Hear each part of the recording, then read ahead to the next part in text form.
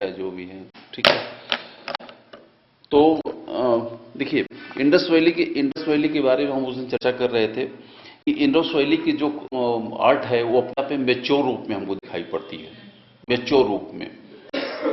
तो इसकी ओरिजिनेशन के बारे में जो हम चर्चा करते हैं तो ओरिजिनेशन को खोजना थोड़ा मुश्किल हो जाता है कि उसकी ओरिजिनेशन है क्या। ऐसा भी नहीं कि इसकी ओरिजिनेशन नहीं है, ओरिजिनेशन इसकी दिखाई पड़ती है, बशर्ते कि इसके यहाँ पे 3 तरीके का जो स्रोत मिलता है इंडस वैली से, वो 3 टाइप्स के स्रोत यहाँ से प्राप्त होते हैं। एक राजकीय कला, यहाँ भी डिवाइड कर सकते हैं। राजकीय कला में क्या है, जैसे टोर्सो जो पाया गया है, डांसिंग गर्ल पाई गई है। टोर्सो का मतलब जो स्टोन का बना हुआ है, हाफ ह्यूमन हेड, ऊपर की बेडी पाई गई, बेड पाई गई, उसको टोर्सो बोलते हैं इंग्लिश में, ठीक है। डांसिंग गर्ल की 2 स्टेचूज पाई गई, मैंने आपको बताया। एक फुल ग्रोन ऑफ फॉर्म में है और एक सेकंड है जो जिसको मैकेनिक हो जाता है, इसको मैंने आपको लिखवाया हुआ है, वो है, ठीक है। ये दो इसको हम राजकीय कला भी कह सकते हैं कि जो उस समय सारे शहरों में पूरा का पूरा मतलब प्रेवलेंट था, अपर प्रिविलेज क्लास था, इन चीजों को उसमें डेवलप हो रहा था। सेकंड है कि कांसे के निर्मित कुछ चीजें प्राप्त हुई हैं, कांसे की, ब्रोंज आर्ट से, जिसके बारे में इंडस वैली सिविलाइजेशन के बारे में जाता है, इंपॉर्टेंट। ये कांसे की चीजें क्या है, भैंसा, मेढ़ा, तांबे की निर्मित पशु पक्षी, बैल, खरगोश, कुत्ता और महिष माने भैंसा। हाँ, एक नीचे जो पहिया लगा हुआ है, पहिए के ऊपर जो है इनकी जो है तांबे की स्टेचू बना करके इनको बनाया गया है। और ऐसी आकृतियां सब जगह नहीं पाई गई हैं, दायमाबाद से पाई गई हैं जो कि गुजरात में, ठीक है, दायमाबाद गुजरात से पाई गई है। और तीसरी जो सबसे महत्वपूर्ण चीज पाई गई है वो है मिट्टी की मूर्तियां, मिट्टी की फिगुरेंस उसको बोलते हैं, फिगुरेंस, मिट्टी की मूर्तियां छोटी छोटी पाई गई हैं। और ये जो मिट्टी की मूर्तियां पाई गई हैं पूरे इंडस वैली से करीब करीब हर जगह पाई गई। ये इन चीजों को अगर एक सीक्वेंस में आप देखेंगे, एक क्रम से देखने का प्रयास करेंगे, तब इनमें एक ग्रोइंग कंसर्न आपको दिखाई पड़ता है। एक चीज और पाई गई है, इनमें आपको मुद्राओं को शामिल करना पड़ेगा। मुद्रा छाप और ताम्रपट, 3 चीजें, मुद्रा छाप और ताम्रपट। मुद्रा मतलब क्वाइंस, मुद्रा छाप ऐसे मुद्रा छाप जिस पर की जो है स्टिक करने से मुद्रा की छाप पड़ गई है, और कुछ ताम्रपट पाए गए हैं, तांबे के कुछ हाँ। तो मैंने 3 लिटरेचर को मैंने यहां पे बताया। एक फिगुरेंस मतलब मिट्टी की मूर्तियां हैं, दूसरा है तांबे और उसके जो है कुछ इसमें कि भैंसा, मेढ़ा, तांबा इस तरीके से पाया गया है जो कि दायमाबाद से पाया गया है। तीसरा है राजकीय मूर्तियां, ठीक है। ये 4 स्टॉक हमारे पास सोर्स ऑफ इंडस वैली के पूरे पाए गए। मैं 2 तरीके से इसको डिफाइन करने का प्रयास करूंगा। एक है कि इनमें क्या क्रम आपस में है कि नहीं है। मैंने आपको बताया कि जो हमको इंडस वैली की आर्ट दिखाई पड़ती है पूरे मेच्योर फॉर्म में दिखाई पड़ती है, विकसित फॉर्म में दिखाई पड़ती है। इन सभी चीजों को जब आप एक क्रम में रखने का प्रयास करेंगे तो एक ग्रोइंग सीक्वेंस हमको दिखाई पड़ता है। सबसे नीचे जो क्रम है वो मिट्टी की मूर्तियों का है, मिट्टियों की वजह से फिगुरेंस बोलते हैं। मातृ देवी की मूर्तियां हैं और अलग अलग तरीके से मातृ देवी की कुछ मूर्तियां हैं, कुछ नारी की मूर्तियां हैं, कुछ पुरुषों की मूर्तियां हैं, कुछ जानवरों की मूर्तियां हैं। एक ये सबसे निचले क्रम में हो गया। इसके बाद हम देखेंगे मुद्रा छाप, मुद्राएं और ताम्रपट, सेकंड। थर्ड नंबर पे हो गया कांसे के जो है अलग अलग खिलौने पाए गए हैं जिनका मैंने अभी आपसे चर्चा किया, जिसमें कि भैंसा है, मेढ़ा है, पशु पक्षी, बैल, खरगोश, कुत्ता और महिष है। मेढ़ा मतलब भैंसे, वो क्या कहते हैं उसको, शीप, भेड़ा, ठीक है। और सबसे टॉप लेवल पे जो चीजें पाई गई है वो dancing girl, human torso body, ठीक है। इनको अगर एक सीक्वेंस में हम एनालिसिस करें तो इंडस वैली सिविलाइजेशन की कलाओं में एक ग्रोथ दिखाई पड़ती है। हाँ, इन चीजों में एक ग्रोथ दिखाई पड़ता है। इंडस वैली सिविलाइजेशन की ये अपनी विशेषता है, अपनी इसकी विशेषताएं हैं। लेकिन इंडस वैली सिविलाइजेशन की एक महत्वपूर्ण विशेषता यह है कि आगे आने वाले हिंदुस्तान की जो मूर्ति कला है या जो अन्य कलाएं हैं, उन कलाओं का एक आधार भी प्रस्तुत करती है, एक बेस, एक फाउंडेशन प्रस्तुत करती है। ठीक है। जो मूर्ति कला का विकास हुआ बाद में और एसोसिएटेड अदर आर्ट्स मतलब अगर क्वेश्चन बनता है कि आज के संदर्भ में हड़प्पा की मूर्ति कला का क्या योगदान है, तो वो आधार स्तंभ है तरीके से। मूर्ति एसोसिएटेड आर्ट हमारे कहने का मतलब सिर्फ मूर्ति कला नहीं है। मूर्ति कला से संबंधित या इन कलाओं से संबंधित जितनी अन्य कलाएं हैं, कांसे की कला, ब्रोंज आर्ट हो गई आपकी, पिलर के बारे में मैंने आपको ऑलरेडी बताया हुआ है। तो इन सब चीजों का इंडस वैली सिविलाइजेशन एक आधार रूप में प्रस्तुत करती है। चीजों के बारे में कैसे फाउंडेशन वास्तव में है इन चीजों की, इसके बारे में हम डिस्कस करेंगे। पहले तो इंटरनल ग्रोथ कैसे है वहां पे, नंबर 1, और नंबर 2 की जो दूसरी कलाएं हैं कैसे उसके लिए एक फाउंडेशन की तरह से काम करती हैं। 2 पॉइंट बहुत इंपॉर्टेंट है। हम मिट्टी की मूर्तियों के बारे में सबसे पहले हम देखने का प्रयास करेंगे कि मिट्टी की जो मूर्तियां हैं, जो कि बहुत इंपॉर्टेंट आपके लिए, जो कि सिविल के हिसाब से डांसिंग गर्ल से लागू है, जहां से कि आपसे क्वेश्चन फ्रीक्वेंटली पूछा जाता है। मिट्टी की मूर्तियों के बारे में, मिट्टी की मूर्तियां 2 प्रकार की पाई गई हैं। एक है कच्ची मिट्टी की मूर्तियां, एक है पकी हुई मिट्टी मूर्ति, उसे कांचली मिट्टी की मूर्ति कहते हैं। कच्ची मिट्टी की मूर्तियां और एक है पकी हुई मिट्टी की मूर्तियां। कांचली कांचली कांचली उसको बोलते हैं। इसमें अगर इनका भी अगर हम डिवीजन करें, इसका भी अगर हम विभाजन करें, तो इसमें भी 2-3 प्रकार का डिवीजन हो सकता है। मिट्टियों में 2-3 और डिवीजन हो सकता है। एक है पुरुष की मूर्तियां, दूसरी है स्त्री की मूर्तियां, तीसरा एक डिवीजन है जानवरों की, चिड़िया की, इस तरीके से जो है 3 मेजर डिवीजन है। लेकिन जो सबसे ज्यादा हमको प्रभावित करती है मूर्तियां, वो है मातृ देवी की मूर्तियां और दूसरा ये है नारियों की मूर्तियां। 2 ये इतनी महत्वपूर्ण चीजें पाई गई हैं कि जिससे कि ये पूरे की आने वाली कलाओं का एक आधार तय करती हैं अपने आप में। इसमें एक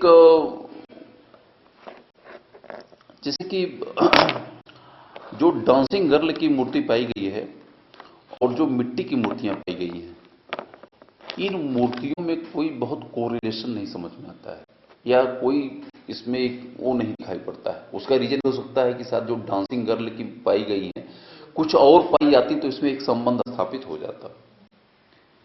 लेकिन जो मातृ देवी की मिट्टी की मूर्तियां पाई गई हैं, वो आने वाले मूर्तियों का एक आधार प्रस्तुत करती हैं, जिसका कि ग्रोथ हमको बाद में दिखाई पड़ता है। उसी प्रकार से अनेक जानवरों की जो आकृतियां पाई गई हैं मिट्टी की, वो आगे जो हमारी मूर्ति कला में जो एनिमल्स के बारे में डेवलपमेंट होता है, वहां वो आधार उसका प्रस्तुत करता है। पशुओं की जो आकृतियां पाई गई हैं, ये पशु की आकृतियां भी अपने आप में एक फ्यूचर आने वाले जितने भी पशु की मूर्तियां, उसका एक आधार प्रस्तुत करता है। इस मामले में इंडस वैली की जो मृद मूर्तियां हैं, इसकी अपनी कोई सानी नहीं। जब आप देखेंगे मौर्य पीरियड के एनिमल्स की जो आकृतियों को देखेंगे, या जब आप यक्ष और यक्षियों की मूर्तियों को देखेंगे, विशाल मूर्तियों को देखेंगे, तो उसका आधार यक्ष और यक्षिणी की मूर्तियों का आधार आपको कभी दिमाग में आया हो कि ये चीजें प्रभावित कहां से हुई? ठीक है, उसका आधार मैंने आपको कभी नहीं बताया कि आधार कहां से। हाँ, वो इंस्पायरेशन कहां से मिली इसकी, एक बड़ा प्रश्न ये है। उसका इंस्पायरेशन जो टोर्सो की मूर्ति पाई गई है, ह्यूमन बॉडी जो आधी शरीर पाई गई है, इतिहासकारों का मानना है कि निश्चित रूप से जो ह्यूमन टोर्सो का जो बॉडी पाई गई है, सारे इतिहास को एल वर्षम को उठा के देख लीजिए, उन्होंने वहां से उठा के लिखा है, राय कृष्णदास ने उठा के दिखाया, जितने भी इतिहासकार है सभी लोगों ने इसको डिनोट किया है कि इसकी इंस्पायरेशन जो मिली है वो इंडस वैली सिविलाइजेशन की ह्यूमन टोर्सो बॉडी का जो पाया गया वहां से पाया गया है। तो इस प्रकार से हम आज देखने का प्रयास करेंगे कि ये चीजें कैसे एक दूसरे से प्रभावित होती हैं और कैसे चीजों को दिखाया गया है।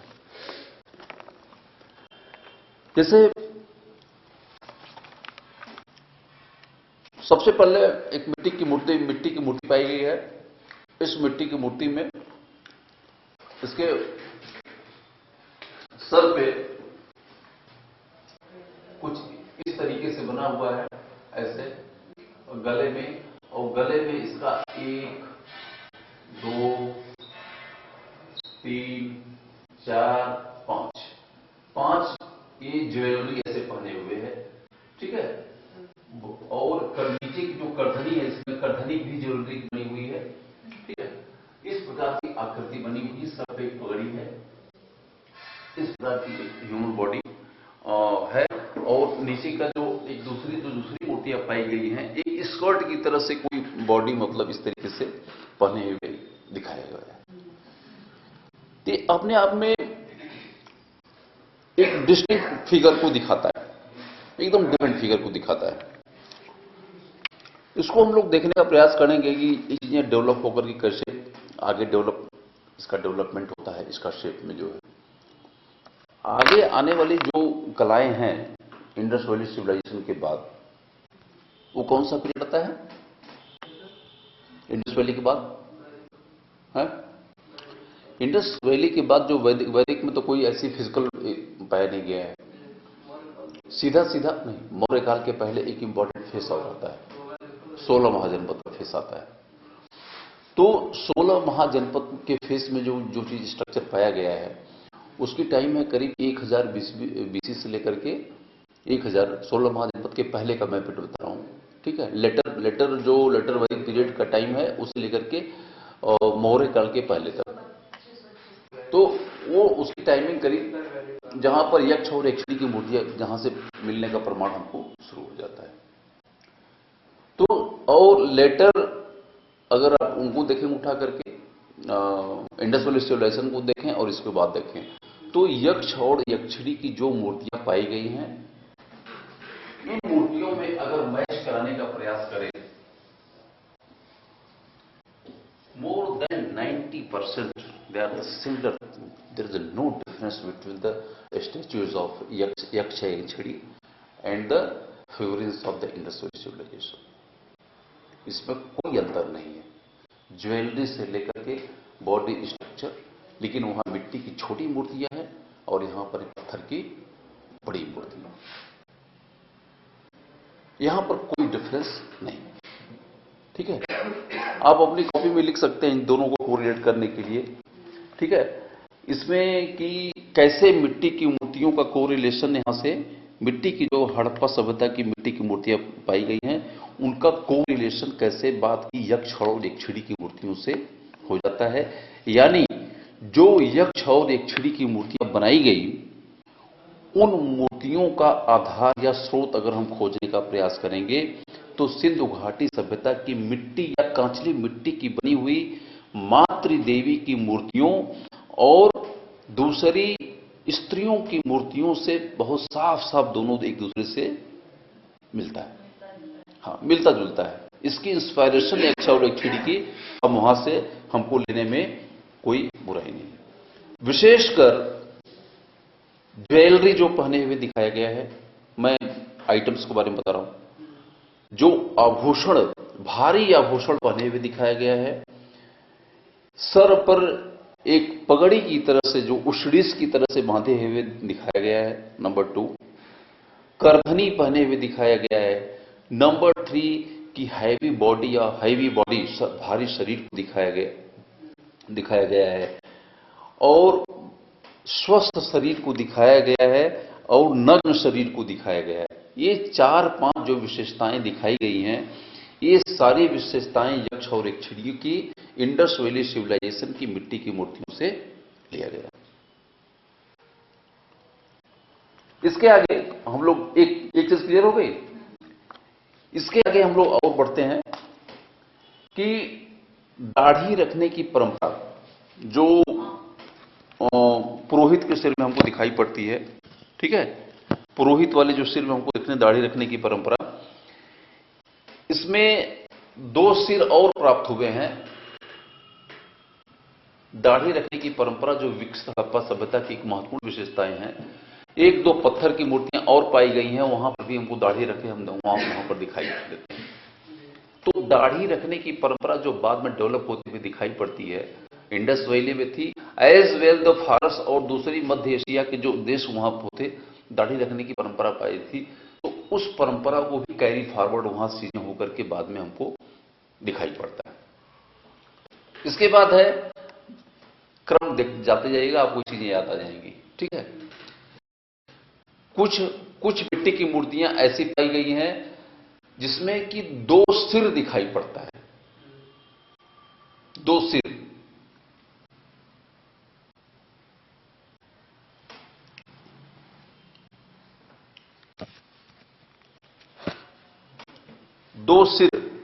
दो सिर दिखाई देता है।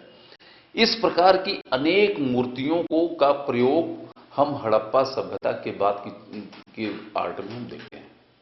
2 सिर वाले, जैसे कि एक व्यक्ति हो उसके 2 सिर, या एक पशु है तो उसके 2 सिर, एक आगे की तरफ झुका हुआ, एक पीछे की तरफ झुका हुआ। तमाम प्रतिमाओं पर भी ये ऐसे नहीं कि उन्होंने बिना मतलब डले ऐसे बना दिया। तमाम स्क्रिप्ट में आप देखेंगे। सर अभी भी तो हमारे यहाँ होते हैं, एक ही बॉडी में 2 बॉडी एक ही में ज्वाइंट रहते हैं। तो हो सकता है कि उस समय सामाजिक जो स्थिति रही हो, ऐसे में विकलांगता को भी उन्होंने ध्यान दिया हो और डिनोट कर दिया हो। नहीं, एनिमल का जब अब 2 सिर दिखाते हैं, एक नीचे है, एक उसके पीछे घुमा हुआ है, ठीक है, ये लैंग्वेज को शो करता है। लैंग्वेज एक लैंग्वेज है, प्रतीकात्मक भाषा है, इसके कहने का एक मतलब होता है। उस लैंग्वेज को लोग भूल गए हैं। आज बहुत जगह यूज होती है, बहुत जगह नहीं होती है, आज पढ़ा नहीं जा सका है, ठीक है। प्रतीकात्मक भाषा है, उसको मतलब कि यह है कि शब्दों से नहीं लिखा जाता है, उसको प्रतीकों के माध्यम से पढ़ा जाता है, उसका एक मतलब होता है, उसकी एक मीनिंग अपने आप में है। और जो तमाम जनजातियां जैसे कोल है, मुंडा है, भील हैं, आज भी कुछ लोग इस तरीके से प्रयोग करते हैं। तो उसको आप जो है ऐसे दिमाग का वह मत समझिए कि चीजें ऐसे बन गई, चीजें ऐसे नहीं बनाया गया। वो सोच समझ करके एक लैंग्वेज का उसका हिस्सा है, इसलिए उसको बनाया गया, ठीक है। इस प्रकार का जो एक्सपेरिमेंट उन्होंने किया, मैं आगे बता रहा हूं, वो मेरा हिस्सा नहीं है। इस प्रकार की प्रतिमाओं को आप सांची, भरहुत और गया की जब आप वेष्ठिनियों को देखते हैं, तोरण द्वारों को देखते हैं, तो उन तोरण द्वारों में इस प्रकार की जानवरों की बनी हुई आकृतियां हमको दिखाई पड़ती हैं। तो when where you deal with the torana of the Bharhut, Sanchi and other, तो देन यू डिसाइड राइट कि इस प्रकार की प्रतिमाएं, मिट्टी की प्रतिमाएं हमको सांची और भरहुत की प्रतिमाओं की, सांची और भरहुत जो प्राप्त होती हैं, इसकी शुरुआत या इसकी बनाने की जो इंफॉर्मेशन मिलती है हमको इंडस वैली सिविलाइजेशन की मृण मूर्तियों से हमको प्राप्त होती है। इसके अलावा अधिकांश जो है पशु आकृतियों के बारे में हम डिस्कस कर रहे हैं। पशु आकृतियों के बारे में जो मृण मूर्तियां प्राप्त हुई हैं, उसमें इसकी संख्या बहुत ज्यादा है। देखिए, मैं कोरिलेट करते हुए चल रहा हूं, उसको ध्यान रखिएगा। कोरिलेशन ही मेरा बताने का उद्देश्य है, जो कि सिविल का उद्देश्य होता है। यही क्वेश्चन आता है, ठीक है। मिट्टी की अधिकांश पशु की जो मूर्तियां पाई गई हैं वो एनिमल्स की पाई गई हैं। आप जो बहुत से जो क्वाइंस में देखे होंगे, इसमें जो सिक्के वहां से प्राप्त हुए हैं, उसमें हम्प्ड बुल आपको दिखाई पड़ता है। हम्प्ड बुल ऐसे मतलब कि ऐसे जानवर दिखाई पड़ते हैं जिनके डील जो है ऐसे निकला हुआ है। कुबड़ कुबड़ वाले बैल, कुबड़ वाले बैल, और इनकी सींगें काफी बड़ी बड़ी दिखाई गई हैं। लेकिन वो एक रोल मॉडल की तरह से, एक रोल, हाँ, एक रोल मॉडल है अपने आप में, क्योंकि वो that was the subject of worship, इसीलिए उसको दिखाया गया है। लेकिन जो ऑर्डिनरी बैल होता है उसमें कुबड़ के बैल नहीं होते हैं, उसकी सींगें इतनी बड़ी नहीं होती हैं। वो खूबसूरती में सबसे अच्छा वाला माना जाता है। हाँ, निश्चित रूप से। तो जो मिट्टी की मूर्तियां प्राप्त होती हैं वो छोटी सींग वाले और बिना कुबड़ वाले बैल वहां से प्राप्त होते हैं। दैट इज एक ग्रोथ दिखाता है अपने आप में, एक कॉम्प्लीमेंट्री शेप को दिखाता है। मिट्टी की जो मूर्तियां प्राप्त होती हैं उन बैलों में न तो उनकी जो सींगें बड़ी हैं और न तो उनके जो डील हैं इतने बड़े डील हैं। कहने का ये मतलब है, इस प्रकार की फॉर्मेशन में भी, मिट्टी की मूर्तियों में भी एक ग्रोथ दिखाई पड़ता है। चीजें यहां से ग्रो हुई और जो बैल थे, जो हम्प्ड बैल थे, उनका डेवलपमेंट या क्लाइमेक्स वहां पर जाकर के दिखाई पड़ता है। ये लेकिन यहीं तक लिमिट नहीं हो जाता है। लिमिट तब होता है, इसकी जो क्लाइमेक्स तब पहुंचती है, इसमें ग्रोथ आपको तब दिखाई पड़ेगा कि इस प्रकार के पशुओं का जो अंकन किया गया है, जो मिट्टी की मूर्तियां प्राप्त होती हैं, इसके अलावा क्या क्या उसमें प्राप्त होता है। अशोक के जो अभिलेख, जो स्तंभ पाए गए हैं, जो शिलालेख पाए गए हैं, वहां से क्या क्या मिला है। बैल मिला है, घोड़ा मिला है, शेर मिला है,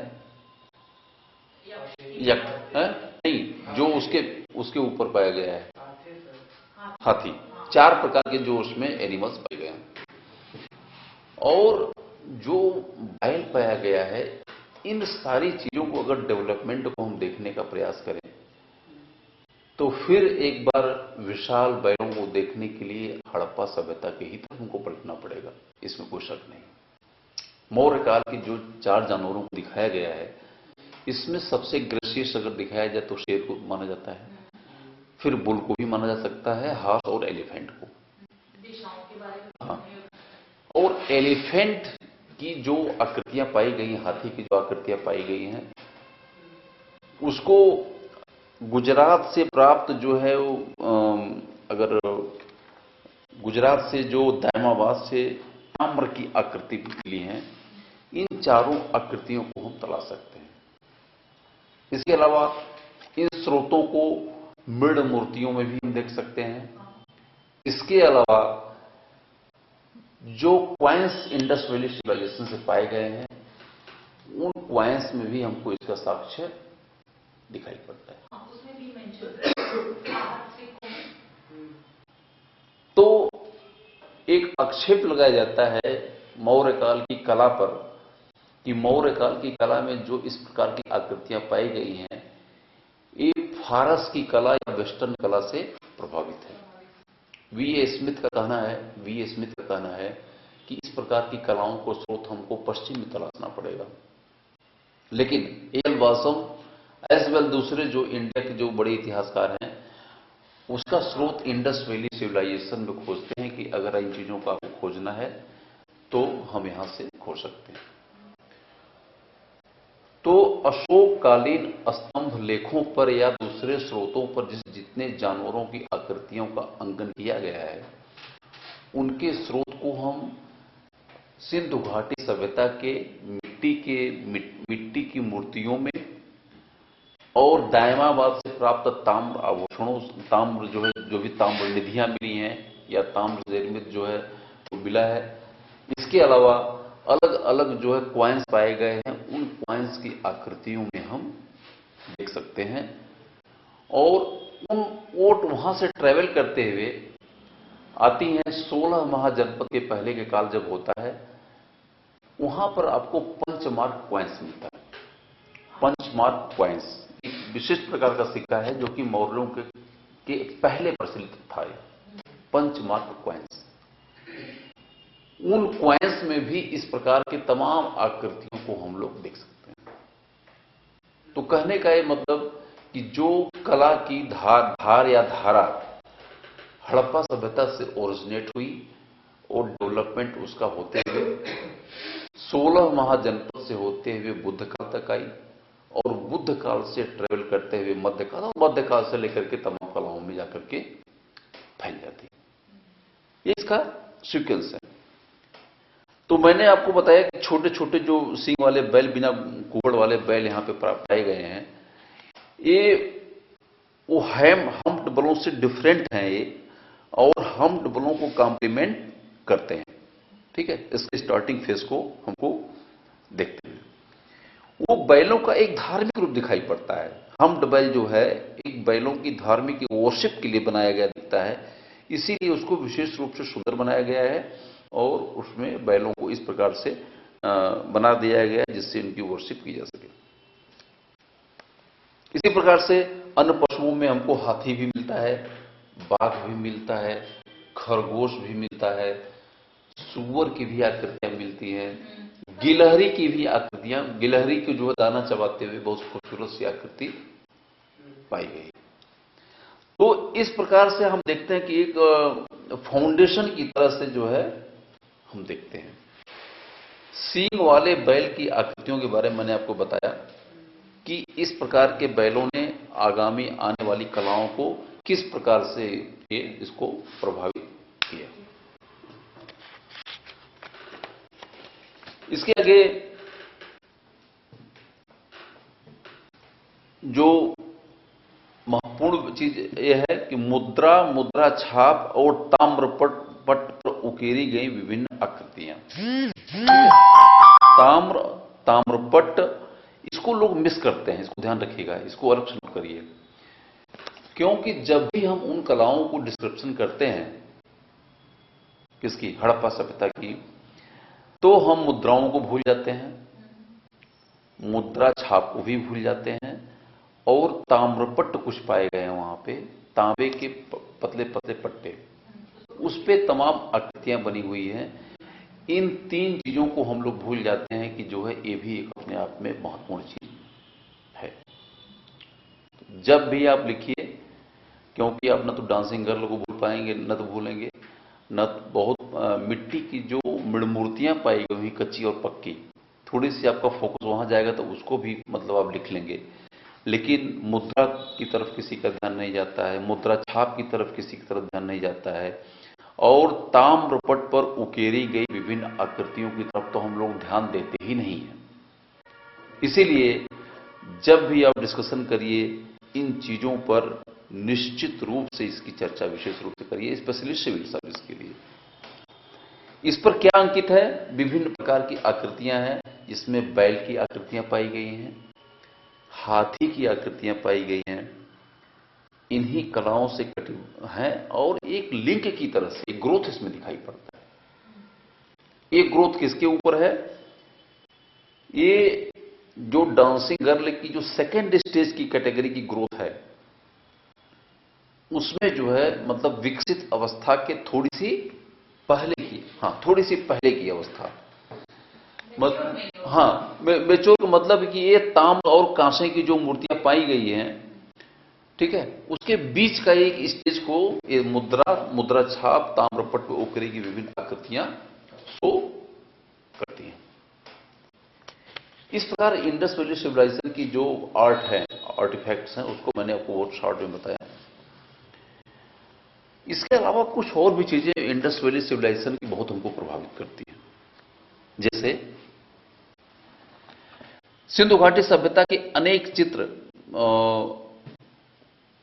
इन चीजों में प्राप्त हुए हैं, जैसे कि अनेक जो 8वीं और 9वीं शताब्दी के सिक्के प्राप्त होते हैं, इनको पंचमार्क कॉइन हम लोग कहते हैं।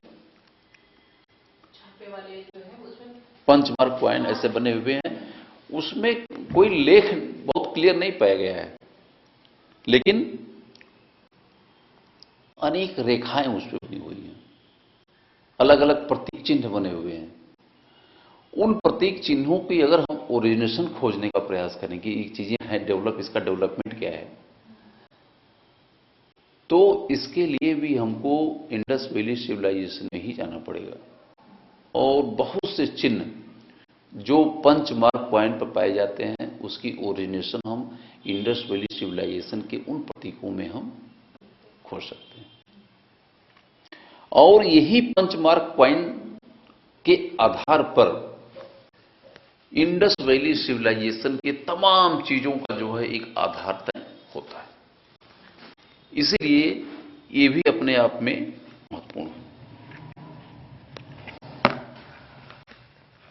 सिंधु घाटी सभ्यता के अनेक चित्र जो 8वीं 9वीं शताब्दी के सिक्के प्राप्त होते हैं, उस प्रकार का हम जो है ये रायकृष्ण दास ने लिखा है, ठीक है।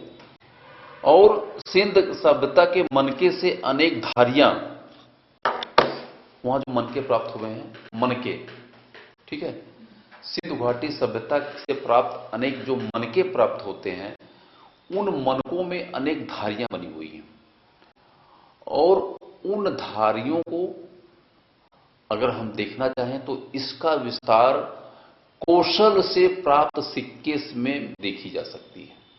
कौशल से प्राप्त जो सिक्के होते हैं उसमें इसकी रिकॉर्डिंग या मतलब कि उन चीजों को हम लोग देख सकते हैं कि इन चीजें कैसे कंटिन्यू उसमें जाकर के ग्रोथ में दिखाई पड़ता है।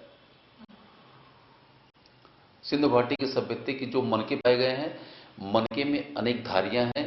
उन धारियों का विस्तार कौशल, काशी कौशल, ये जो कौशल अपना है, हाँ कौशल, कौशल नहीं कौशल, हाँ कौशल से प्राप्त सिक्के जो हमको प्राप्त होते हैं, उन धारियों में उसका विस्तार हम लोग देख सकते हैं। और आर्य नारियों के गहने, आर्य नारियों के गहने, आर्य नारियों के गहने डिटेल रूप से जो हमको प्राप्त होता है, गहने, उन गहनों और जिनको कि हम देवी देवताओं में, यक्षों में पाते हैं, उसकी ओरिजिनेशन भी हमको सिंध घाटी सभ्यता के गहनों में खोजना पड़ेगा। कुषाण सभ्यता के जो भिन्न भिन्न किस्म की पगड़ियां प्राप्त होती हैं, हेयर स्टाइल्स जो प्राप्त होती हैं, उन हेयर स्टाइल्स को अगर हमको देखना है तो सिंधु घाटी सभ्यता से प्राप्त जो मिड की मूर्तियां हैं, वहां पर भी डिफरेंट हेयर स्टाइल्स आपको मिलती हैं। उधर ही हमको पलटना पड़ेगा। तो मैंने पहले बताया आभूषण और गहने के बारे में बताया कि वैदिकोत्तर एज में जो यक्ष और यक्षिणियों में, देवी और देवियों में, और अनेक आर्य नर और नारियों में, चूंकि दोनों लोग गहने पहनते थे, नर और नारी, उसकी इंस्पायरेशन अगर हम लोग खोजने का प्रयास करें तो उसके लिए हम लोग सिंध घाटी सभ्यता की मृद मूर्तियों में हम खोज सकते हैं। फिर मैंने चर्चा किया हेयर स्टाइल्स के बारे में। जो हेयर स्टाइल्स हम कुषाण सभ्यता में विकसित अवस्था में देखते हैं, सांची के तोरण या स्तूपों में हमको दिखाई पड़ता है। उन तोरणों में अगर डिफरेंट हेयर स्टाइल्स के बारे में अगर खोजना है, तब भी आपको इंडस वैली सिविलाइजेशन की तरफ हमको टर्न बैक होना पड़ेगा। क्योंकि जो पगड़ियां यहाँ पे इतने अलग अलग तरीके से बांधी हुई थी, कुछ दिन भी मैंने आपसे चर्चा किया था कि जो पगड़ी बांधने की कला है इतने अलग अलग तरीकों से दिखाई पड़ती है कि कुछ तो पगड़ियां कान का पता नहीं चलता है, कान में नहीं, आंखें बहुत कम दिखाई पड़ती हैं, और कुछ तो पगड़ियां लटक करके यहाँ से मतलब कि घुटने तक चली आई हैं।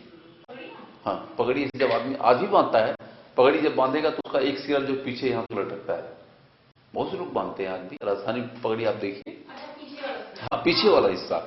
उसी प्रकार से चूंकि उस हिस्से को पीछे दिखाएंगे तो लोग समझ नहीं पाएंगे, इसीलिए जो मृद मूर्तियां बनाई गई हैं उस हिस्से को आगे लटकाया गया है जिससे कि वो दिख सके।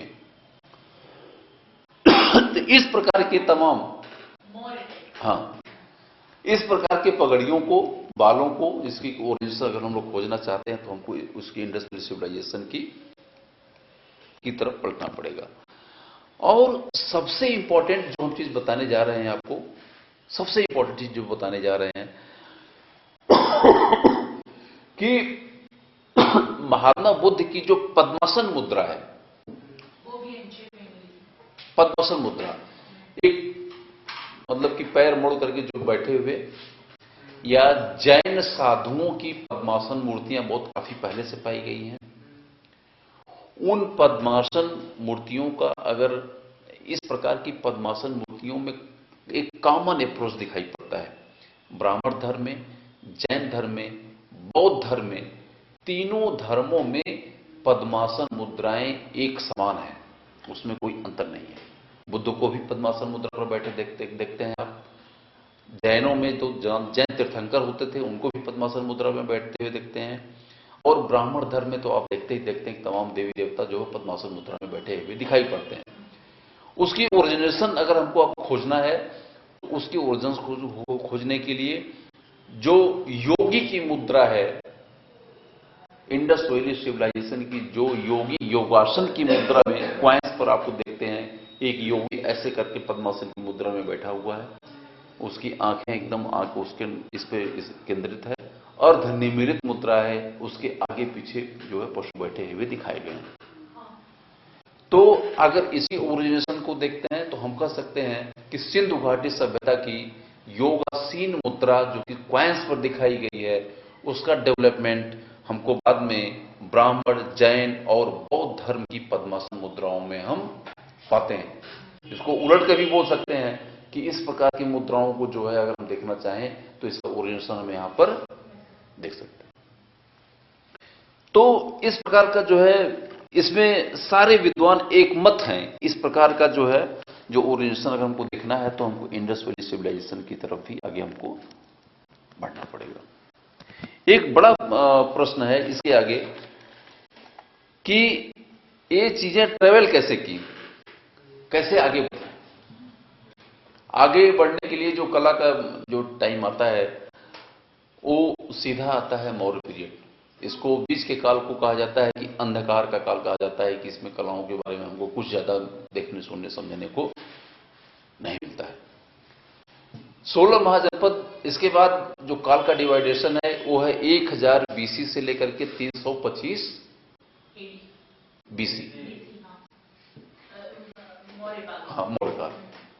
तो लेकिन इसके पहले जो महात्मा बुद्ध का टाइम है 600 बीसी, एक अपने आप में एक ऐसा टाइम है जो कि तमाम इतिहास की तिथियों को निश्चित कर देता है। लेकिन जो हमको 16 महाजनपद से जो चीजें हमको प्राप्त होती हैं उसमें कलाओं के इतने रूप नहीं मिलते हैं जितना हमको मिलना चाहिए। लेकिन कुछ चीजें जो हमारे पास हैं वो है यक्ष और एकछड़ी की मूर्तियां। इसमें से 3 मूर्तियां हमारे पास एकदम कांस्टेंट, एकदम मतलब फुल हैं, पाई गई हैं, पूरी की पूरी बॉडी पाई गई है। पटना के पास दीदारगंज की यक्ष की मूर्ति, और मथुरा के पास परखम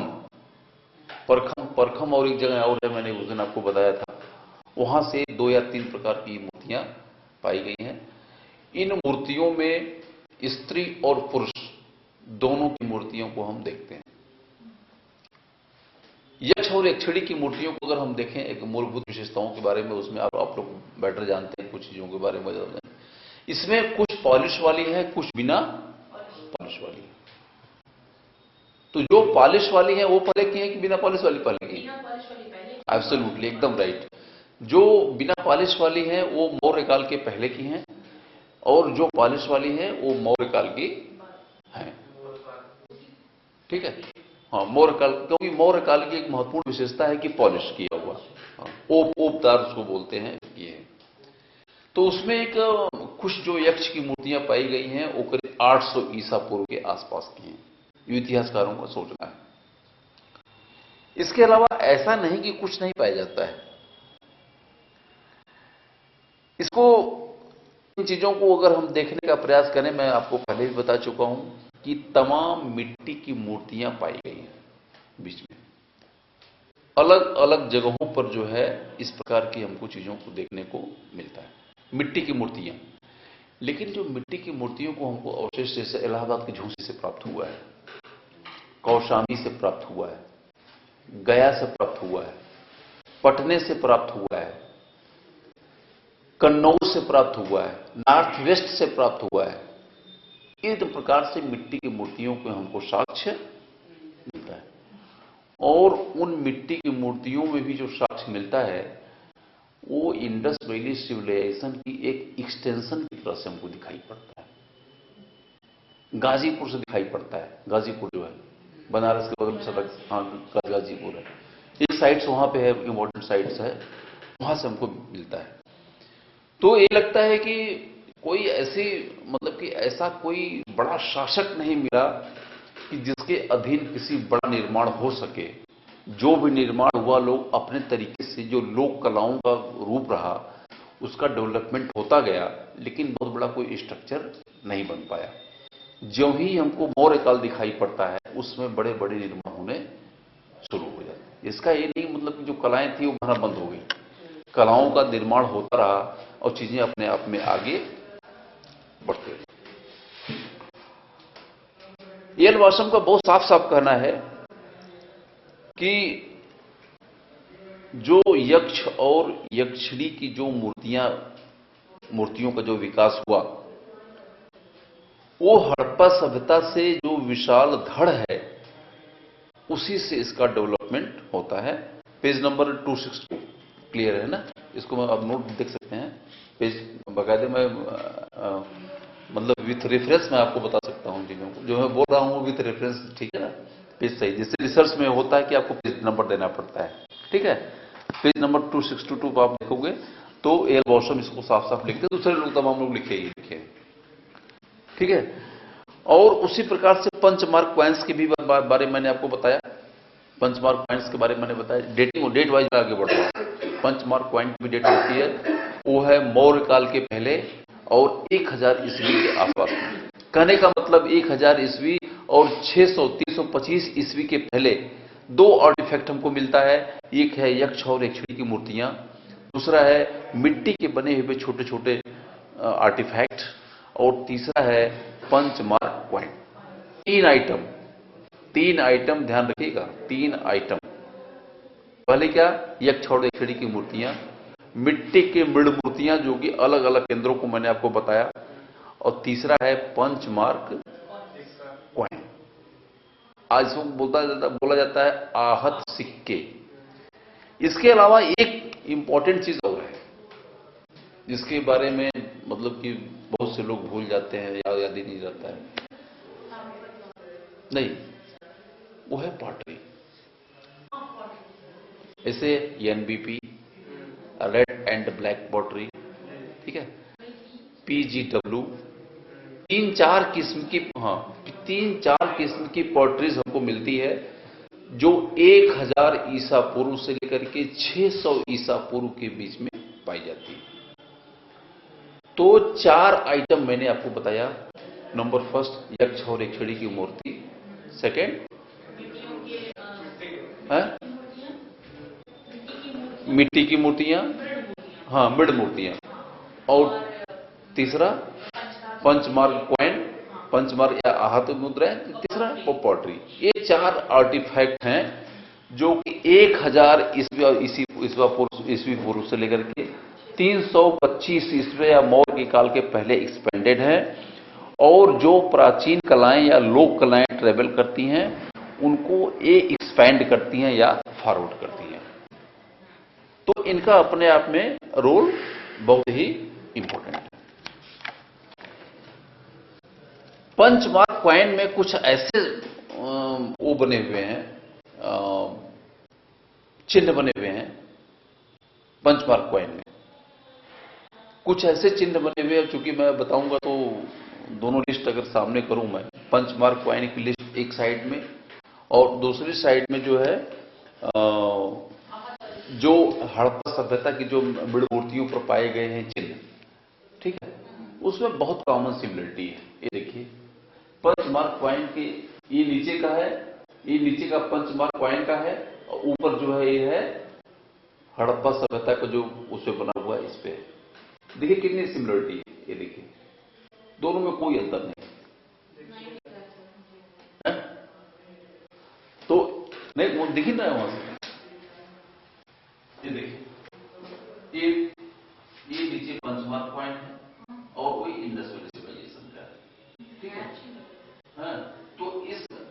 प्रकार की ऐसी भी मैचिंग पाई गई है, ये इंडस वैली में है, ये पंचवार पॉइंट में है। इस प्रकार की तमाम सिमिलरिटीज हमको देखने को मिलती है।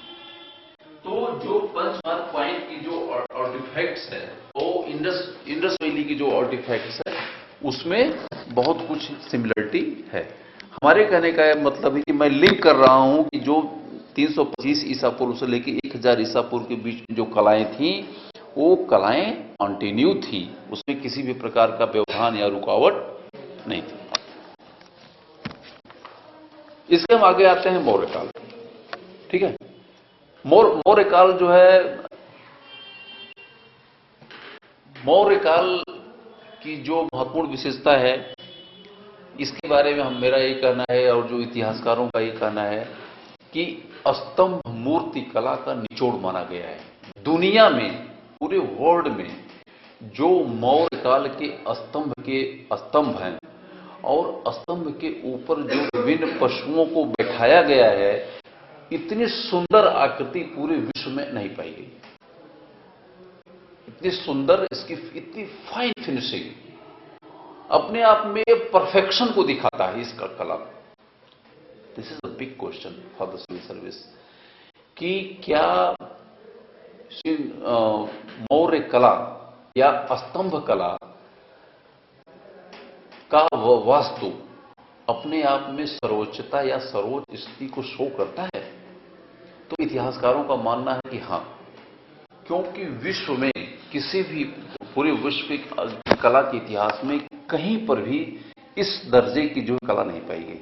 इसीलिए वी.ए. स्मिथ ने इस कला को फारस से जोड़ने का प्रयास किया, क्योंकि फारस में भी इस प्रकार की कलाओं का जन्म होता था। लेकिन जब उनकी गहराई में जाकर के देखें तो दोनों की कलाओं में मेजर डिफरेंस आपको दिखाई पड़ता है। क्या मेजर डिफरेंस दिखाई पड़ता है? पहले तो दोनों के स्ट्रक्चर को आप देखिए कि जो वहां का स्तंभ हुआ करता था वो टुकड़ों टुकड़ों में जोड़ के बनाया जाता था, टुकड़ों टुकड़ों में। और हाँ, और यहाँ का जो कला है ये मोनोलिथिक है, एक ही स्टोन से बना हुआ है पूरा का पूरा। दूसरा कि यहाँ की जो ऊपर की घंटाकृति यहाँ लोग कहते हैं, एक वहां पे घंटाकृति, बेल लाइक बेल, उसको बेल बोलते हैं। यहां पर ये बेल नहीं है, यह कमल पुष्प की तरह से है। ऐसे जो बेल दिखाया गया है, इसको कहा जाता है अवांगमुखी कमल। कमल को अगर उल्टा कर देंगे उसको दे कॉल द बेल, लेकिन इंडिया में उन लोगों ने बेल कहा, लेकिन इंडिया में बेल नहीं है, इसको बोला जाता है अवांगमुखी कमल। इसका भी अपना एक धार्मिक रिलीजियस कंसर्न है। अवांगमुखी कमल का कुछ मतलब अलग ये होता है कि ये माना गया है कि मानव के ऊपर, मानव का जो सर होता है इसके ऊपर यहां पर अवांगमुखी कमल में एक साक्षात ब्रह्म बैठा हुआ है यहां पे। इसका मतलब है कि जो शक्ति का जो केंद्र है शरीर के नीचे भी है और ऊपर भी है। ठीक है, that is I will not divert this side, क्योंकि डिफरेंट हो जाएगा। अवांगमुखी कमल का मतलब ये हो गया शक्ति का संचारण जो है, देवता जो है हमेशा ऊपर ऐसे बैठता है। लेकिन जो मानव बॉडी के साथ में है कि जो एक दशम दरवाजा उसको बोलते हैं, टेंथ डोर, वहां पर अवांगमुखी कमल ऐसे है, उस पर जो है साक्षात ईश्वर विद्यमान है। ठीक है, तो अवांगमुखी कमल का ये मतलब हो गया। तो एक मैं ये बता रहा था कि जो संसार की सबसे उत्कृष्टतम मूर्तियों में मौर्य काल की स्थापत्य कला के जो वहां पाए गए हैं उसकी संख्या है। इसमें कुल मिलाकर के 17 स्तंभों के बारे में अब अभी तक पता चला है, ये बल्कि उससे ज्यादा ही मिला है हमको लगता है, 17 टोटल 17 जो है स्तंभ वहां पे पाए गए हैं। और कुछ में इसमें इनके स्तंभों में एक डेवलपमेंट या एक विकास का क्रम हमको दिखाई पड़ता है। ठीक है, एक विकास का क्रम दिखाई पड़ता है। रामपुरवा में कहीं पर और है, रामपुरवा है, इसके बाद फिर अलग अलग तरीकों से घूमता है, एक डेवलपमेंट का। दूसरी चीज ये है, एक महत्वपूर्ण बात आपको ये बतानी है कि जो आप लोग ये भी जानते होंगे इस चीज को कि स्तंभ जो शिलालेख, स्तंभ लेख जो लगाए गए अशोक के काल में, ये सब के सब अशोक मौर्य पीरियड के ही नहीं है। कुछ जो शिलालेख, स्तंभ लेख जो स्तंभ लगाए गए वो मौर्य काल के पहले के भी हैं, ठीक है। मौर्य काल के स्तंभ पहले के भी हैं, उसी के ऊपर जो है अशोक ने लगवा दिया। लेकिन मैक्सिमम जो इस प्रकार के स्तंभ लगाए गए वो मौर्य काल में ही लगाए गए, ठीक है। तो इन जानवरों की आकृतियों में अगर हम क्रम देखने का प्रयास करें तो मैं पहले ही बता चुका हूं कि इसके लिए हमको इंडस वैली सिविलाइजेशन को ही पढ़ना पड़ेगा, देखना पड़ेगा। चाहे वो चारों पशुओं की आकृतियां हों, उसमें सिंह है, हाथी है, घोड़ा और बैल, इन जानवरों की अगर ओरिजिनेशन अगर हमको खोजना है, इसके लिए भी हमको इंडस वैली जाना पड़ेगा। उसके नीचे जो फुल्ला किस्म की आकृति है, इसकी वह है कमल का फूल, या उसके नीचे जो अलग अलग आकृतियां बनी हुई हैं, उसमें कोई मौर्य काल की नॉवेल्टी नहीं है, उनकी कोई मौलिकता नहीं है। जो अलग अलग किनारे धारियां बनी हुई हैं, कमल के फूल बने हुए हैं, अवांगमुखी कमल बना हुआ है, उसके नीचे भी और भी तमाम जो उसका बेस बना हुआ है, इनकी अगर ओरिजिनेशन को अगर हम खंगालने का या देखने का अगर प्रयास करें तो उसके लिए कहीं न कहीं 16 महाजनपद जाना पड़ेगा। इसके पहले अंत में इंडस वैली सिविलाइजेशन में ही हमको जाके चीजें देखने को मिलेंगी। और यक्ष और यक्षिणियों के बारे में मैं आपको पहले बता चुका हूं कि उसकी भी ओरिजिनेशन सीधे सीधे इंडस वैली सिविलाइजेशन में हम लोग खोज सकते हैं। यल वासम का बहुत साफ कहना है, पेज 263 पर कहते हैं, पेज 263 पे जो है कहते हैं, यल वासम भी कहते हैं कि इस स्तंभ पर बनी हुई पशु आकृतियां सिंधु घाटी सभ्यता की मुद्रा की शैली से प्रत्यक्ष रूप से प्रभावित हैं। जो मुद्राओं पर पशु की आकृतियां बनी हैं, उससे प्रत्यक्ष रूप से प्रभावित हैं। यल वासम पेज 263 पे आप देख सकते हैं इसको, ठीक है। उन्होंने कहा, क्या कहा कि जो वहां की मौर्य काल की जो स्तंभों पर बनी हुई पशु की आकृतियां प्रत्यक्ष रूप से सिंधु घाटी सभ्यता की मुद्रा से प्राप्त जो विभिन्न पशुओं की आकृतियां उससे प्रभावित हैं। यह यथार्थवादी दृष्टिकोण है जिसको हमको स्वीकार करना चाहिए। इसके अलावा दशरथ की जो गुफा कौन सी बनवाई, लोमस ऋषि की गुफा, ठीक है, दरवाजा बंद करिए। लोमस ऋषि की गुफा, लोमस ऋषि की गुफा वहां से पाई गई है। किसने बनवाया था, दशरथ ने। दशरथ की जो लोमस ऋषि की गुफा बनी हुई है उसमें दो चीजें प्राप्त हैं।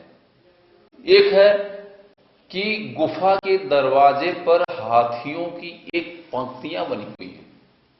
लोमस ऋषि की गुफा के दरवाजे पर हाथियों की एक पंक्तियां बनी हुई हैं और जैन तीर्थंकर की मूर्ति है जिस पर कि एक ओप लगी है, एक ग्लेस लगी हुई है, जो कि मौर्य काल की महत्वपूर्ण विशेषता है।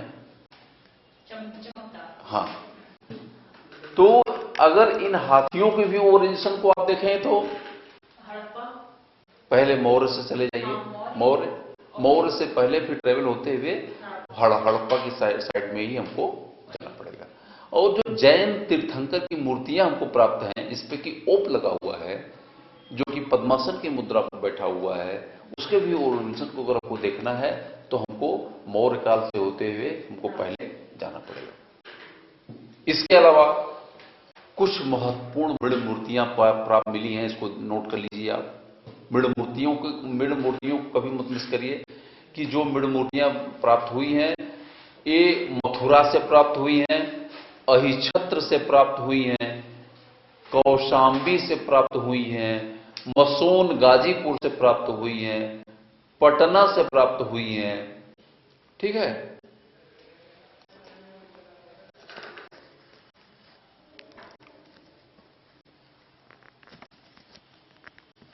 गाजीपुर, पटना और मथुरा। हाँ, अहिछत्र कहाँ है? अहिछत्र यह है बरेली। बरेली को ही कहते हैं क्या? अहिछत्र बरेली के बगल में अहिशद एक छोटी सी जगह है, काफी पुरानी जगह मानी जाती है। ठीक है। और इसके अलावा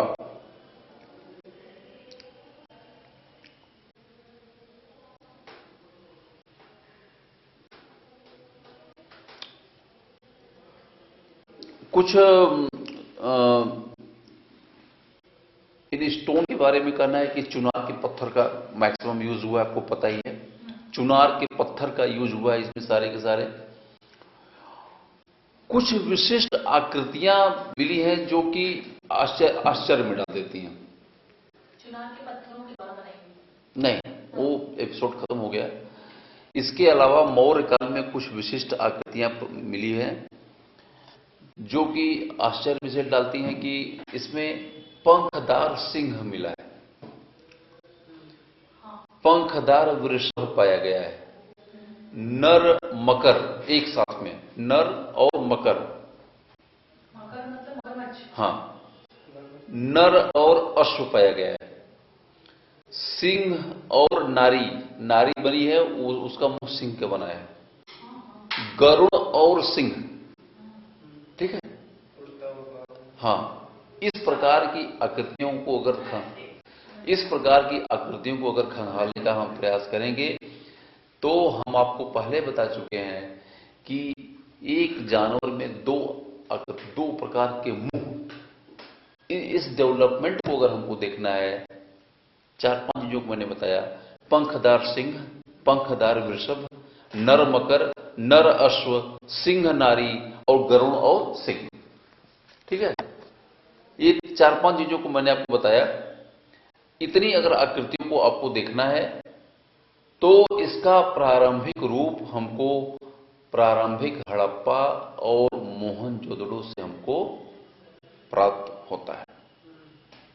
इस प्रकार की आकृतियां हमको ईरानी संस्कृतियों में भी देखने को मिलती हैं। इसका कॉम्बिनेशन, ये मतलब इसका दर्शन मुझे समझ में नहीं आया।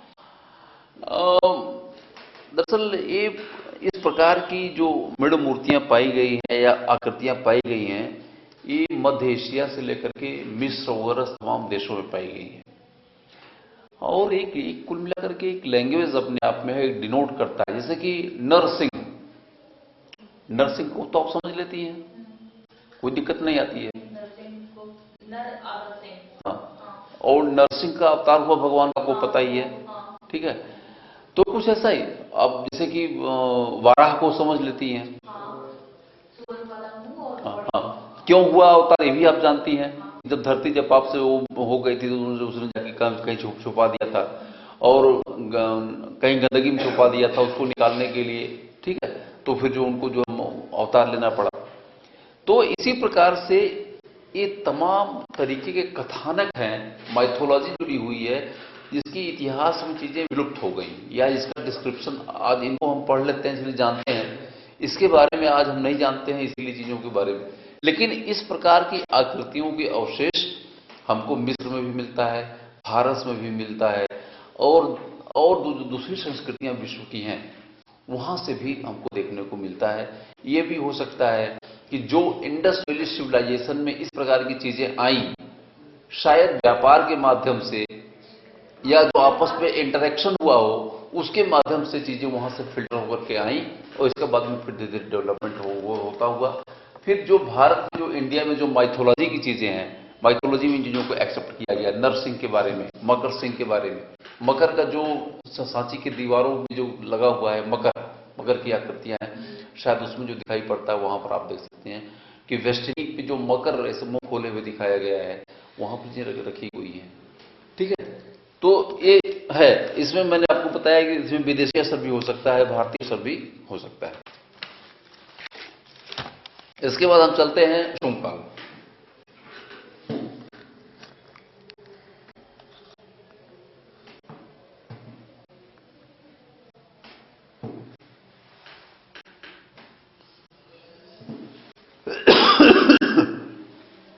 शुंगकाल के बारे में आपको पता है कि शुंगकाल का जो टाइम है इसमें हीनयान का ही टाइम था। शंकर, क्या बात है भाई, सर दर्द हो रहा है क्या? हैं? हैं? ये शुंग काल जो है, जो इम्पोर्टेंट काल माना जाता है इसमें, ठीक है। इसमें जो 4 तोरण, सांची, भरहुत और इसमें चीजें तोरण और इसकी वेस्टनी का निर्माण किया गया। इसमें हीनयान से संबंधित तमाम प्रतीकों का अंकन किया गया है, विशेषकर सिंह, हाथी, धर्मचक्र, यक्ष और त्रिरत्न, ठीक है। सिंह, हाथी, धर्मचक्र, यक्ष, त्रिरत्न। और ये इत्तेफाक है कि इन सभी प्रकार के, और इसके अलावा मोर का भी अंकन है, हाथी है, पक्ष वाले सिंह मतलब कि पंख वाले सिंह का भी अंकन किया गया है, बैल के हैं, हिरण के जोड़े हैं और आरक्षक यक्ष, ऐसे यक्ष का अंकन किया गया है जो कि रक्षा की मुद्रा में है। आरक्षक यक्ष मतलब यक्ष बैठे हुए कुछ, आरक्षक मतलब कि रक्षक के। जो यक्षों का अंकन किया गया है सांची में, वो मुख्य दरवाजे के एकदम सटा हुआ, शस्त्रों के साथ। आरक्षक इसीलिए बोल, रक्षक, आरक्षक के रूप में किया गया है। जगह जगह पुष्प गुच्छों का अंकन है, पुष्प गुच्छों का। मैंने आपको पढ़ाते बहुत डिटेल समझाया था पुष्प गुच्छ कैसे बने थे। पुष्प गुच्छों का अंकन किया गया है, गोलाकार आकृतियां ऐसे बनाई गई हैं और उन गोलाकार आकृतियों में पुष्प के गुच्छ हैं, त्रिरत्न हैं, कमल के फूल हैं, अलग अलग किस्म की आकृतियों का अंकन बना करके जो सांची का तोरण द्वार है उसको सजाया गया है। सांची का तोरण द्वार आपको पता है खूबसूरत द्वारों माना जाता है। कोई 1 इंच भी ऐसी जगह नहीं है जहां पर कि अंकन एक खूबसूरती से नहीं किया गया हो, ठीक है। इस प्रकार के अगर इंस्पायरेशन को अगर हमको खोजना है तो निश्चित रूप से इसके अलावा हाथी, अफगानिस्तान से हाथी दांत पर बने हुए कुछ फलक हमको प्राप्त होते हैं, कुछ पैनल प्राप्त होते हैं जो कि हाथी दांत पर बने हुए थे। तो जो हाथी दांत के फलक बनाए हुए हैं वो भी इन कलाओं में अपने आप में कॉम्प्लीमेंट करते हैं। आपको पता ही है सांची का जो तोरण द्वार बनाया गया था उसका निर्माण हाथी दांत पर काम करने वाले कारीगरों ने उसका निर्माण किया था। और सांची का जो तोरण द्वार है इसमें बहुत साफ साफ लिखा हुआ है कि इस तोरण द्वार का निर्माण हाथी दांत पर काम करने वाली एक गिल्ड के द्वारा, एक श्रेणी के द्वारा किया गया है, ठीक है। तो इस प्रकार का एक डेवलपमेंट हमको दिखाई पड़ता है इसमें। और इस प्रकार का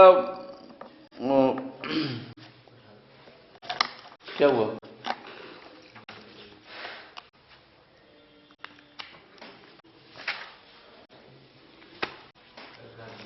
हाँ?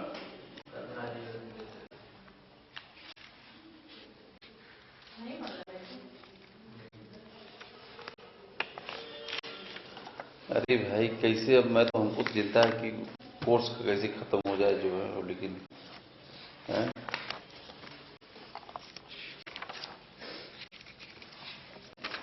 तीन कलाएं उस दिन आप पढ़े थे जो है अभी छूटा हुआ है। यह है शुंग मूर्ति। शुंग तो मान लीजिए मैं पहुंच ही गया हूं। इसमें है मथुरा शैली है? मथुरा है, गांधार है और सारनाथ है और पाटलिपुत्र है और मध्यकालीन मूर्तिकला में ज्यादा कुछ है नहीं। फिर आधुनिक मूर्तिकला है।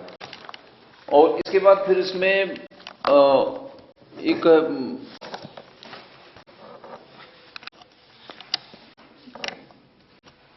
ब्रोंज आर्ट है इसमें जो कि बहुत इंपॉर्टेंट है। कांसे की जो कला, जो मेटल आर्ट का जो डेवलपमेंट होता है दक्षिण भारत में, जो कांसे की जो कला थी, कांसे की कला की मूर्तियां जो कांसे की बनती थी उसका भी महत्वपूर्ण है, क्योंकि चोलों के समय सब इसका डेवलपमेंट होता है। जो नटराज की जो मूर्ति आप देखते हैं, जो इसकी शुरुआत पाल से होती है, उसकी भी शुरुआत इंडस वैली सिविलाइजेशन से ही सबसे पहले होती है। जो डांसिंग गर्ल है वो ब्रोंज आर्ट अपने आप में, वहां वहाँ से उसका डेवलपमेंट कैसे होते हुए उत्तर भारत में होता है, इसके बाद सीधा सीधा वहाँ से डेवलपमेंट नॉर्थ वेस्ट में, फिर पाल में फिर दो पार्ट में हम लोग बांटेंगे, नॉर्थ इंडिया की आर्ट, फिर जो साउथ इंडिया की आर्ट, ठीक है।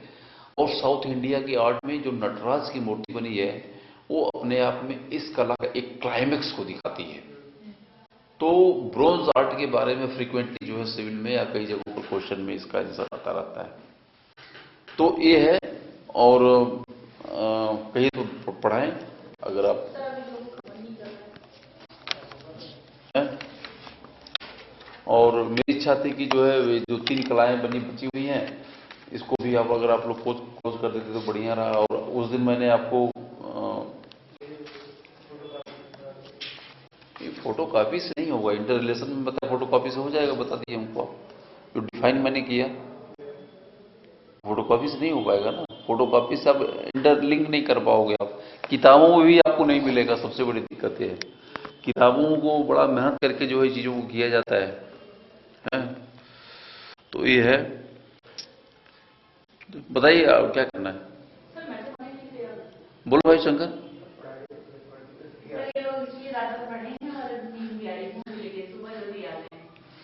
नहीं तो आप लोग टाइम नहीं दोगे तो कैसे कोर्स खत्म होगा बताइए। जो है मैं 3:30 से ज्यादा मैं टाइम दे सकता हूँ। मैं सोचा कि जो है अभी 3 भी नहीं बजा है।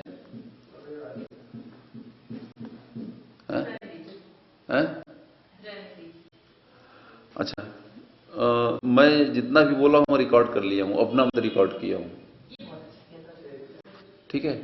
वैसे सर आज की क्लास है वो बहुत यूजफुल रही है क्योंकि इसको इंटरनेट किया गया है, जैसे क्वेश्चंस आए हैं मैं ऐसे ही पढ़ाना चाहता हूँ। उसके लिए बस एक चीज की दिक्कत है कि आप लोग पढ़ के आएंगे तब हो पाएगा, तब चीजों को समझ पाएंगे आप। मैं आपको बताने का फैक्ट मैं पहले बताने का प्रयास करता हूँ कि फैक्ट आप जानेंगे तभी इंटरलेट कर पाएंगे। ये दैट इज बेसिक प्रॉब्लम, ठीक है।